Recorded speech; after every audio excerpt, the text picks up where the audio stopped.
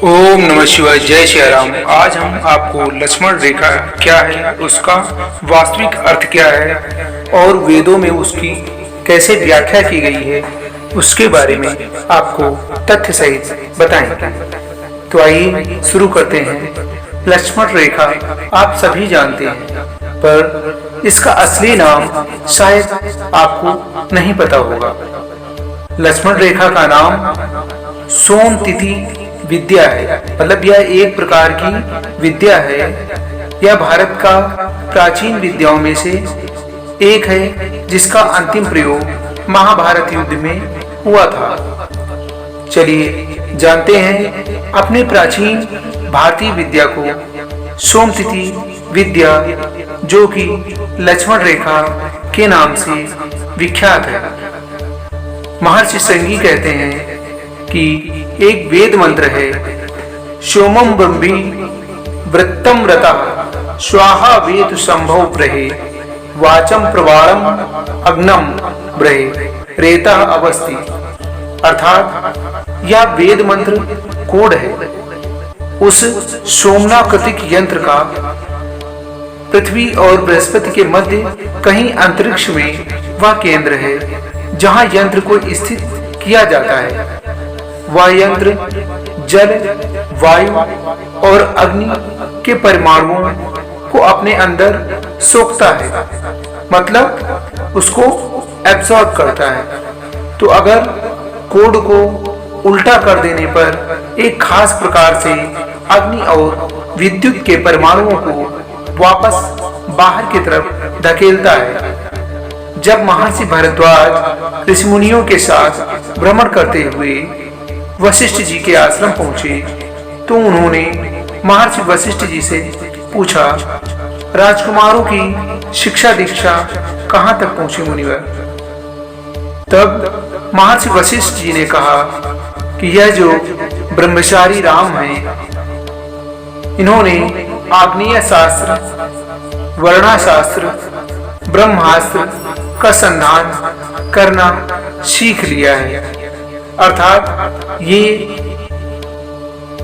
विश्व में, संपूर्ण ब्रह्मांड में रचित ऐसे अस्त्र हैं जिनका उपयोग करके मनुष्य किसी भी युद्ध में विजय पा सकता है। ये धनुर्वेद में पारंगत हुए हैं महर्षि विश्वामित्र के द्वारा। यह जो ब्रह्मचारी लक्ष्मण है, यह एक दुर्लभ सोम तिथि विद्या सीख रहे हैं। उस समय पृथ्वी पर 4 गुरुकुलों में वह विद्या सिखाई जाती थी। महर्षि विश्वामित्र के गुरुकुल में, महर्षि वशिष्ठ के गुरुकुल में, महर्षि भारद्वाज के यहाँ और उदारक गोत्र के आचार्य शिकाम केतु के गुरुकुल में श्रृंगी जी कहते हैं कि लक्ष्मण जी उस विद्या में पारंगत थे और उन्होंने उस विद्या को सीखने में तन मन धन लगा दिया था। एक अन्य ब्रह्मचारी वर्णित भी उस विद्या का एक अच्छा जानकार था। सोमम ब्रहि वृत्तम रतः स्वाहा वेद संभव ब्रहे वाचम प्रवाणम अग्नम ब्रहे रेता अवस्थि। अर्थात इस मंत्र को सिद्ध करने से उस सोमनाकृतिक यंत्र में, जिसने अग्नि के, वायु के, जल के परमाणु सोख लिए हैं, उन परमाणुओं में फोरमैन आकाशीय विद्युत मिलाकर उसका पात्र बनाया गया है। अर्थात जो ये सोमनाकृतिक यंत्र है, वो चाहे अग्नि है, चाहे वायु है, चाहे जल है, इनके जो परमाणु होते हैं उनको एब्जॉर्ब करने की कैपेबिलिटी या क्षमता होती है। तो उन परमाणुओं को यह आसानी से सोख सकता है। तो जो पाथ बनाया जाता है, फिर उस यंत्र को एक्टिवेट करने और उसकी मदद से एक लेजर बीम जैसी किरणों से उस रेखा को पृथ्वी पर गोलाकार खींच दें। उसके अंदर जो भी रहेगा वह सुरक्षित रहेगा, लेकिन बाहर से अंदर अगर कोई जबरदस्ती प्रवेश करना चाहे तो उसे अग्नि और विद्युत का एक ऐसा झटका लगेगा कि वहीं राख बनकर उड़ जाएगा। जो भी व्यक्ति या वस्तु प्रवेश कर रहा हो, तो ब्रह्मचारी लक्ष्मण इस विद्या के इतने ज्ञानी हो गए थे, इतने जानकार हो गए थे कि कालांतर में यह विद्या सोमतिथि न कहलाकर लक्ष्मण जी के नाम से लक्ष्मण रेखा कहलाई जाने लगी। महर्षि दधीचि, महर्षि शांडिल्य भी इस विद्या के अच्छे जानकार थे। श्रृंगी ऋषि कहते हैं कि योगेश्वर भगवान श्री कृष्ण इस विद्या को जानने वाले अंतिम व्यक्ति थे।